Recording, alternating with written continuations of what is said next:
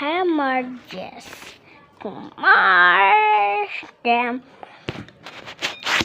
So, ngayon, ano talaga tayo sa picnic. At ito sama. Ayoko. Uy. Nakakain ko lang, di ba?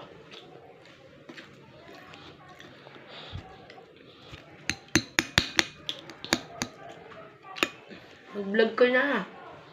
Wait lang guys, may ginagawa ako. Tinudurog ko.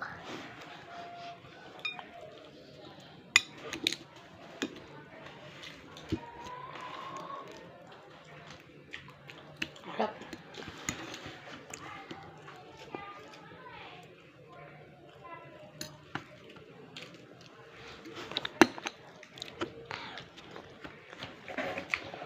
Man.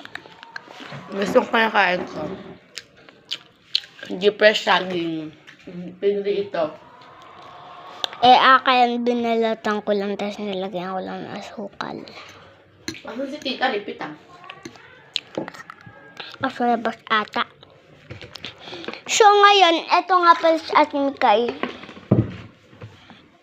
Si Ate Mikay. Eto na siya.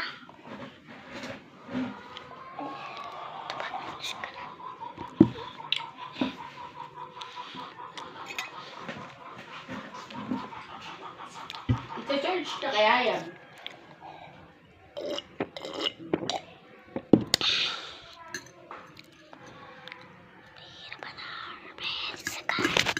Wait lang guys, tatapon ko lang to.